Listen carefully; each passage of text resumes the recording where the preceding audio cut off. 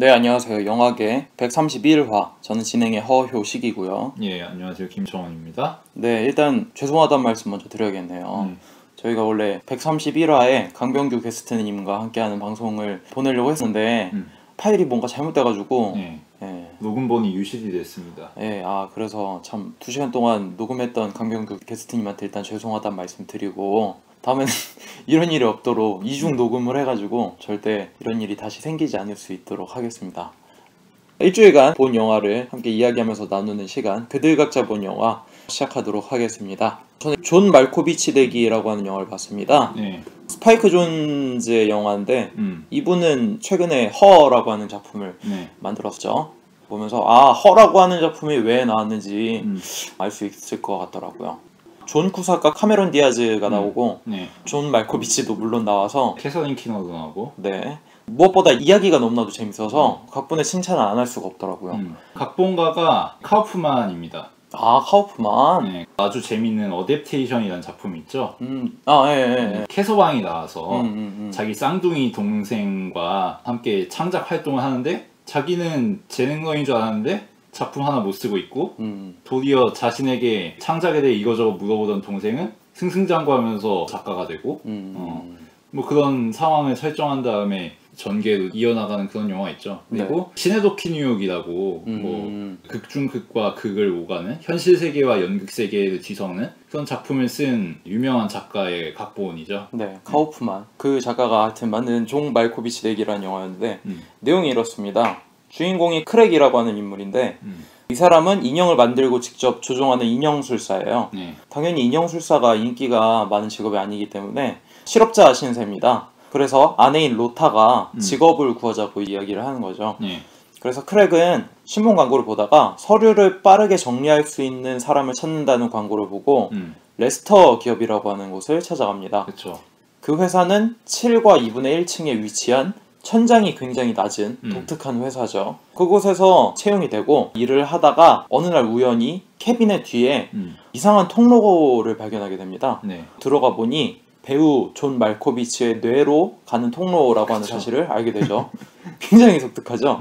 이것을 이용해서 크랙은 자신이 흠모하는 대상이자 회사의 상사인 맥신과 함께 입장료를 받고 사람들에게 이 통로를 체험시켜주는 사업을 벌이게 되는 게 이 영화의 내용이라고 볼 수 있죠. 그쵸. 굉장히 흥미롭고 여러 가지 이야기를 할 수 있는 내용이었는데 타인의 입장이 돼서 나를 비춰보는 자아찾기 이야기 같기도 하고 영화를 보는 관객들의 습성이랄지 그런 거에 대한 해석이 될 수도 있는 것 같고 무엇보다 이 영화가 되게 재밌는 거는 무게 잡으면서 철학적인 이야기를 하지 않는다는 게 너무나도 마음에 들었어요. 그러니까 처음에 이 크랙이 존 말코비치가 되는 통로를 발견하고 나서 굉장하다고 정말 철학적인 주제가 담겨있는 현상인 것 같고 우린 이거에 대해서 막 토의를 해야 된다고 그러니까 맥신이 그냥 헛소리 하지 말고 돈이나 벌자고 이런 얘기 하잖아요. 그쵸. 근데 이런 것은 마치 우리 영화판이 어떻게 굴러가는지 관객들을 어떻게 생각하는지에 대한 은유가 될 수도 있는 부분이라는 생각이 들어서 굉장히 재밌는 것 같고 괜한 무게를 잡지 않는 분위기 자체가 너무나도 마음에 들어가지고 그쵸. 쿨해 보이면서 재밌었어요. 예. 후반부에 황당할 정도로 이야기가 좀 많이 가기는 하는데 그럼에도 불구하고 그 엔딩 시퀀스에서 나오는 그 영상들이 꽤나 마음에 들었습니다. 주인공이 인형을 조종하는 사람이라는 것도 의미심장하지. 맞아. 인형처럼 존 말코비치를 조종하는 거 아니야? 그치. 여러 가지에 대한 이야기를 나눌 수 있는 작품인 것 같아서 참 괜찮았습니다. 저는 다인으로 가는 마지막 택시라는 작품을 소개하고 싶은데요. 호주 영화고 죽음을 앞둔 노친네의 이야기입니다. 택시기사로 일하고 있는 사람인데 자신이 말기 암에 걸렸다는 걸 알게 돼요. 이 사람이 딱히 가족도 없고 배우자도 없고 그래서 신변 정리하고 말고 할 것도 없는 조건에 처해 있는 사람인 거지. 근데 유일하게 파트너라고 할 수 있는 게 옆집에 사는 흑인 여성인데 이 사람하고 공개적으로 연애를 못해요. 왜냐면 자기는 백인이고 이 사람은 흑인이기 때문에. 그치. 평소에는 굉장히 유대관계를 갖고 사실상 거의 마누라처럼 남편처럼 살고 있는 관계지. 하지만 서로 사랑한다고 고백은 한 적이 없고 그런 상황에서 이 사람이 안락사가 호주 북부에서 시행된다는 뉴스를 보게 됩니다. 남부에서는 아직 허용이 안 된 상태지. 그래서 병원에서 인생 종치고 끝내느니 내 의지로 죽음을 선택하겠다라는 일념으로 안락사를 받기 위해서 북부로 택시를 몰고 가죠. 예, 근데 호주라는 나라 자체가 워낙 크다 보니까 택시로 가기 만만한 거리가 아니거든. 그래서 주위에서 만류하는데도 꿋꿋하게 택시를 타고 북부의 다윈이라는 도시로 가게 됩니다. 그 과정에서 옆집 사는 흑인 여성과 로맨스도 끝맺음을 하고 일해야 되지만 수줍기도 하고 주변의 시선도 있고 이제 와서 고백해봐야 이 사람만 힘들지 않겠느냐 뭐 이런 생각 때문에 단호한 마음가짐으로 그냥 떠나버리죠. 그래서 다윈에 있는 안락사 센터까지 가는 여정을 그려내는 영화입니다. 그래서 중간에 뭐 호주의 풍경들이나 여러 가지 인종적인 이슈들이나 이런 것들이 곁들여지고 안락사 센터로 가서는 또 이 사람이 진짜 안락사를 받길 원하는 건지 죽음을 진짜 원하는 건지 아니면은 끝마무리를 해야 될 무언가가 아직도 남아있는 건지 어거지로 죽음을 택하려는 건 아닌 건지 이런 질문거리들이 계속 던져집니다. 그래서 끝마무리는 이 사람이 자신이 진짜 원하는 바 자신이 평생 소망했던 바를 직시하는 유형의 엔딩으로 끝나는 뭐 이런 작품이죠. 단점이 물론 있긴 있어요. 나이브하고 감상적이고 그럴 수 있지. 개연성도 어긋나는 부분이 있고 쓸데없는 여분의 잉여 캐릭터나 갈무리 되지 않는 부분들 이런 것들이 있어서 완성도 측면에서는 비판받을 부분이 있고 그럼에도 불구하고 상당히 괜찮게 봤습니다. 이 영화에서 다루고자 하는 노년의 문제 그리고 호주의 인종적인 문제들 호주의 역사 지금 사회를 살아가는 사람들의 마인드 상태 그리고 이 인물들의 감정 상태에 상당히 설득력을 부여하는 그런 영화라서 괜찮게 봤어요. 죽음을 위해 떠나는 여정 뭐 이런 게 묵직하게 와닿는 것 같기도 하고 아무래도 요즘엔 고연령층이 늘어나다 보니까 많이 공감을 할 수 있는 내용이 있을 것 같아요. 비슷한 영화들하고 대조해보면은 뭐 유스 같은 영화가 있을 텐데 사실 나는 유스는 아쉬웠던 게 남부러울 거 없는 놓친 애들이거든 사실. 그치. 존나 사회 지도층급이란 말이야. 이건희가 그 사이에 끼면 평균 정도 되는 그런 레벨의 놓친 애들인데 엄살이 심하다라는 생각을 했거든. 근데 이 사람은 엄살이 아니란 말이야. 근데 그 엄살을 남한테 부리지도 않아. 왜냐면 자존심도 상하고 부끄럽기도 하고 숨겨왔던 나의 뭐 이런 거지. 그런 점에서 좀 더 소시민적인 놓친의 삶을 훨씬 리얼하게 그리지 않았나? 좀 더 현실적으로 다가가네. 저는 다음으로 스페이스 오디세이를 봤어요. 많이 다뤄진 작품이라서 제가 뭐 왈가왈부할 건 없을 것 같은데 다만 굉장히 대규모 자본을 들인 그때 당시에 상업영화가 이런 시도를 할 수 있다는 것 자체에 큰 찬사를 보내야 되지 않나라는 생각도 해보고 지금 거의 50년이 지났는데도 불구하고 많은 게 오마주 되고 있잖아요. 그리고 우주 묘사하고 우주선 묘사 이런 게 진짜 지금 봐도 그렇게 뒤떨어지지 않지. 네, 보면서 저도 깜짝깜짝 놀랐고 그 시절에 특수효과 무비들 이런 거 보면 진짜 조악한데 뭐 혹성 탈출 같은 것도 그렇고 그치. 정말 정교하지. 우주 표현도 그렇고 컴퓨터와 인간의 대비랄지 뭐 그런 것도 굉장히 놀라면서 봤고 근데 이 영화를 굳이 얘기하는 이유가 영화를 보다 보면은 모노리스라고 하는 게 나오잖아요. 그치. 완전 무결한 비석이라고 해야 되나? 그런 게 계속해서 등장을 하는데 제가 이번 주 예비군을 갔는데 예비군이 요즘에 많이 신식화되어 있어요. 금곡 예비군 훈련장이 원래 예비군을 가면은 조교들이 응급처치라든지 그런 거 하면은 시범을 보이고 설명을 하잖아. 매번 그렇게 할 거 아니야 사람을 갖다 놓고. 근데 이제는 신식화돼가지고 지하철 가면은 모노리스처럼 생긴 비석에다가 그 화면 띄워가지고 터치해가지고 뭐 이렇게 하는 뭐 그런 거 있잖아. CGV 가도 그런 거 있고. 근데 그게 군대에 들어왔더라고. 그래갖고 거기서 그 화면으로 수업을 시작해서 동영상이 나오고 그걸로 예비군들은 훈련을 받고 귀가하는 그런 시스템인데 스페이스 오디세이도 맨 처음에 보면은 유인원들이 공존을 하면서 살다가 모노리스가 등장하고 뼈 조각을 들고 그걸 가지고 유인원을 죽이잖아. 적대하는 다른 부족 유인원을 죽인 거지. 그치. 근데 이제 우리는 M16을 들고 모노리스처럼 생긴 그걸 보면서 각개전투하고 사격하고 이러니까 스페이스 오디세이의 일부가 너무 생각이 나더라고. 스페이스 오디세이에 나오는 인공지능 홀하고 똑같은 거지. 인공지능 홀? 홀이 그 우주선을 통제하잖아. 그러네. 뭐 정보를 보여주고 그런 것처럼 예비군에서 디스플레이도 그런 거겠지. 이게 다 그런 걸로 통제되니까 뭔가 기분이 묘하면서 자꾸 이 영화가 생각이 나더라고. 그랬어. 전 다음으로 존 도우를 찾아서라는 작품을 이야기하고 싶은데요. 1941년에 나온 정치 드라마라고 할 수 있습니다. 언론사에서 임시직으로 일하는 앤 미첼이라는 여성이 있는데 이 사람이 구조조정 과정에서 잘린 거예요. 그래서 이번 칼럼까지만 쓰고 책상 빼줘라 라고 얘기를 하는 거죠.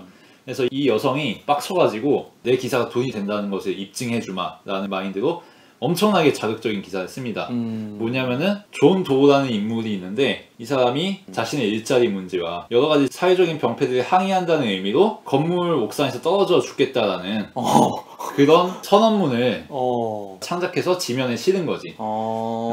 그래서 그것 때문에 난리가 납니다. 그치. 뭐 대통령부터 해서 주지사 등등 해가지고 아니 이런 사람이 있냐, 도대체 누구냐 이 사람이. 그래서 사회 전체적으로 이 존 도우라는 남자에게 관심이 쏠리죠. 사실은 앤 미첼의 창작에 불과함에도.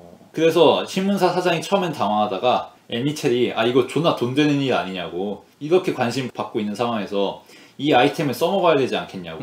그치. 적당한 대역으로 아무나 내세워서 이 사람이 존 도우라고 포장을 한 다음에 자살할 것처럼 선언만 하고 그 사이에 정치 사회적인 메시지를 계속 던져주게 하면은 윈윈인 장사 아니겠냐고 이렇게 설득을 합니다. 그래서 그 말에 솔깃해진 신문사 사장이 부당자 중에 한 명을 픽업해가지고 존 도우라고 이름을 붙여줍니다. 그래서 이 사람이 연설을 하러 다니는 거죠. 처음에는 그냥 앤 미첼이 써주는 원고대로 이야기만 하고 그랬는데 나중 가서는 숙달이 되고 자기도 나름의 정치적인 의지와 신념이 생겨서 사회를 고발하고 어떤 식으로 세상이 바뀌어야 되는지에 대해서 자신의 주관을 펴기 시작합니다. 그러면서 전 미국적인 사회운동이 벌어지죠. 존 도우의 뒤를 따라서 이 세계를 변혁하자고 이런 식의 사회운동이 펼쳐지는 거죠. 근데 사실 이 존 도우는 가짜잖아. 그치. 이거 죽을 생각도 없단 말이야. 그래서 결국에는 이 존 도우라는 남자가 정치적인 꼭두각시로 전락할 위기에 놓이게 됩니다. 이 신문사를 경영하고 있는 모 기업의 회장이 대선에 출마하기 위해서 이 존 도우를 활용하려고 하는 거죠. 존 도우가 한창 인기 있고 서민들의 아이콘처럼 되어버렸으니까 이 사람의 연설을 등에 업고 대선 주자로서 대통령이 되려는 마음을 푼 거지. 그것에 존 도우는 반발해서 너 따위하고는 일하지 않겠다 하고 자리를 박차고 나가죠. 그래서 기업의 회장이 존 도우의 입을 막는 의미로 존 도우의 정체를 폭로해버리죠. 이 사람은 사실은 불황아에 불과하고 자살할 생각도 없고 그냥 창작된 인물이다, 픽션이다 라고 까발려버립니다. 그래서 그것 때문에 존 도우의 인기는 추락해버리고 사회적으로 난리가 나죠. 지금까지 존 도우를 믿고 마치 예수님처럼 따라왔는데 순식간에 그게 다 꺼져버린 거잖아. 그치. 예, 그 상황을 그려내고 있는 정치 드라마인데 굉장히 재밌더라고요. 교훈은 좀 고도하긴 해요. 결국에는 굉장히 긍정적이고 정의로운 스토리로 끝난다는 점에서 아쉽긴 한데 굉장히 재밌는 게 이 메시아, 존 도우라는 인물이 창작된 인물이라는 거. 그리고 그 창작된 인물을 통해서 사람들은 꿈과 희망을 품는다는 거. 근데 그게 삽시간에 흩어져 버린다는 거. 이런 서사적인 흐름이 굉장히 마음에 들었고 특히나 그거를 여성 기자, 당시에 마이너에 불과했던 인물에 의해서 창작됐다는 게 상징적인 부분이 아닌가 싶더라고. 그치. 당시 41년이면은 여성 인권이 슬슬 올라올 때거든. 여성들의 자의식이 향상될 때지. 그거를 굉장히 잘 대변하는 캐릭터 설정이 아니었나. 그치. 그 생각이 들더라고. 개신교에서도 예수님이 부활한 거는 여자들의 증언에 의해서 부활했기 때문에 신이라고 이야기하는 거잖아. 비슷한 메시아적인 이야기가 포함되어 있는 것 같네, 확실히. 그리고 이게 지금의 정치 상황하고 상당히 잘 맞잖아. 사실 지금뿐만이 아니라 언제 어디서나 이런 상황은 일어나지. 사람들은 항상 메시아를 꿈꾸고 정치 지도자에게 희망을 품고 하지만 배신당하지. 왜냐하면은 창작된 캐릭터일 뿐이거든. 정치 지도자들은. 그치. 하여튼 여러 가지 이야기가 있을 수 있는데 재밌네, 존 도우. 그래서 히어로가 어떤 건가, 우리 삶에서 정치에 희망을 품는다는 게 어떤 의미를 가지고 있는 건가, 그걸 그 당시 기준으로 섬세하게 그려낸 작품이 아닌가 싶어서 기억이 많이 남았습니다. 저는 마지막으로 질투는 나의 힘이라고 하는 한국 영화를 봤어요. 박찬옥 감독님입니다. 박찬욱이 아니라. 이 작품이 데뷔작이고 이전에는 홍상수 감독님의 오수정에서 조감독으로 일을 하셨다고 합니다. 2002년에 나왔던 작품인데 배우는 박해일이 나오는데 이 작품으로 신인나무상을 받기도 했었고 문성근, 배종옥, 서영이 이렇게 나와서 펼쳐지는 이야기라고 볼 수 있을 것 같아요. 일단 주인공인 박해일인데 이원상이라고 하는 대학원생 역할이에요. 근데 유학을 가기 위해서 아르바이트를 하면서 돈을 모으고 있는 거죠. 근데 이원상한테는 원래 애인이 있었는데 그 애인이 한 유부남을 사랑하게 됐다고 얘기를 하게 되면서 사이가 틀어지죠. 그래서 이원상은 당연히 자신의 애인을 뺏어간 유부남을 궁금해할 수밖에 없었는데 네. 어느 날 잡지사에서 일하는 친구를 돕다가 거기에 편집장이 자신의 애인을 뺏어간 유부남이라는 사실을 알게 되고 묘한 호기심과 충동으로 그 잡지사에서 일을 하게 됩니다. 굉장히 성실하게 일을 하고 친하게 지내면서 네. 오히려 신뢰를 쌓습니다. 오히려 애인을 뺏어간 상대한테 잘 해주는 상황이 벌어진 거죠. 나는 대인배다. 네, 그건지 모르겠는데 하여튼 거기까지 왜 그런지 심리를 알 수가 없어요. 그러다가 배종옥이 맡은 박성현이라고 하는 새로운 사진작가가 회사에 들어오게 됩니다. 이원상은 또 이 박성현이라고 하는 여자한테 관심을 갖게 되죠. 그런데 전 애인을 뺏겼던 것처럼 편집장이 또다시 박성현과 잠을 자게 됩니다. 이원상은 그 사실을 알게 되고 박성현한테 그 남자랑 자지 말고 나랑 자자고 내가 더 잘한다고 애원하면서 삼각 구도를 이루게 돼요. 네. 그 와중에 서영희 배우와 박해일과의 썸씽도 생기고 그래서 삼각관계가 이루어지는 가운데서도 굉장히 연기력이 좋아가지고 그 재미로도 볼 수 있는데 이게 지금 상황 자체가 박해일은 여자가 생기면 족족 문성근한테 뺏기는 상황이 되잖아요. 그렇죠. 근데 일반적인 상황이라면 이게 화가 나가지고 해코지를 하든지 이래야 되는데 이 남자는 그러지 않아. 오히려 굉장히 무기력할 정도로 문성근한테 항복을 하고 호의적인 모습을 보이면서 자신의 무기력함에 대해 털어놓고 문성근도 자신이 박해일의 여자를 뺏었다는 사실을 알게 됨에도 불구하고 그것을 미안해하지 않고 서로 잘 지내는 상황이 벌어지는 거야. 끝마무리 될 때쯤에는 배종옥이 박해일한테 이런 대사를 해요. 너가 나한테 했던 얘기들이 다 나한테 하는 얘기가 아니라 편집장님 때문에 의식해서 했던 얘기냐고 그렇게 물어보는 장면이 나오는데 박해일이 어떤 사람인지 적나라하게 드러나는 장면인데 보면서 좀 재밌었던 게 그러니까 우리가 되게 어떠한 대상을 흠모하고 갈구할 때 우리 스스로 원하고 쟁취하고 싶어서 한다기보다는 사실 알고 보면 타인을 의식하는 행동이 더 우선일 수 있다. 그러니까 우리는 제대로 된 우리의 욕망을 알지 못하면서 움직일 수 있다. 뭐 이런 류의 얘기를 하는 것 같아서 굉장히 재밌었고 이런 비슷한 영화가 외국에서는 마이크 니컬스의 클로저라고 하는 영화가 있어요. 4인의 구도를 그린 이야기인데 줄리아 로버츠하고 주드로 나탈리 포트만 맞아 나탈리 포트만하고 클라이드 오웬이었나? 그렇죠. 그 영화는 굉장히 육체적이고 직접적이고 되게 저돌적으로 사랑에 대해서 이야기를 했다. 존나 자극적이지. 그런 느낌이었다 치면은 이 영화는 되게 심심하고 되게 조용하고 건조한데 불구하고 왜 사람이 질투를 하고 그것이 어떻게 자기의 욕망이 되는지 그 욕망은 진짜 자신의 욕망인 건지 그런 거에 대해서 고찰하면서 이야기하는 것 같아서 홍상수의 영화와 비슷함에도 불구하고 여성적인 시선에서 그려놨기에 좀 더 예민하고 섬세하게 다뤄가지고 재미있는 작품이더라고요. 이 감독님은 두 번째 작품으로 파주라고 하는 작품을 냈어요. 그 작품이 2009년인가 나왔는데 이것도 저는 꽤 재밌게 봤는데 그 다음 작품은 지금 한 7년이 지났는데도 안 나와가지고 좀 아쉽기는 한데 꽤 기대가 되는 감독님이라서 다음 작품도 보고 싶고 이름도 박찬욱이랑 비슷한데 박찬욱이 이름 알린 게 그 복수는 나의 것이잖아. 그치. 근데 이것도 제목이 질투는 나의 힘. 약간 이렇게 어감하고 그 단어 숫자가 맞아가지고 표절이야 표절. 하여튼 공통점이 있다라는 생각도 들었고 제목이 참 어울리는 영화다라는 생각이 한번 들었습니다. 저도 마지막으로 로라라는 작품을 소개하고 싶은데요. 로라. 처음부터 살인사건을 시작합니다. 로라라는 여성이 아주 끔찍하게 엽총으로 얼굴을 맞아가지고 형체를 알아볼 수 없을 정도로 뭉개져서 발견됩니다. 그래서 이 사건을 담당한 경찰이 진상을 조사하기 위해서 주변 인물들을 탐색하고 역추적해 나가는 그런 이야기죠. 그 과정에서 이 로라라는 여자를 흠모하는 남자들이 몇 명 있었고 이해관계가 서로 달랐다는 것이 서서히 밝혀지죠. 근데 급 반전이 되면서 그게 흐름이 종잡을 수 없이 흘러갑니다. 뭐 대충 소개는 이 정도 해야 될 것 같은데 이 영화가 재밌는 부분이 뭐냐면은 이 로라라는 주인공을 둘러싼 남성들의 반응이에요. 이 영화 같은 경우도 44년의 영화인데 40년대 같은 경우에는 아까 존도를 찾아서 얘기할 때 말한 것처럼 2차 대전기이기 때문에 여성들의 사회 참여도가 굉장히 높았고 의식이 성장하던 그런 시대입니다. 그래서 기존의 남성 중심적인 질서가 흔들리던 시절인 거죠. 이게 영화에 굉장히 잘 반영돼 있어요. 이 영화에 나오는 남자들은 남부러울 것 없는 사람들이거든. 사회적으로 지위도 있고 명망도 높고 뭐 올바른 사람들이야. 그런 만큼 편협한 감이 있지.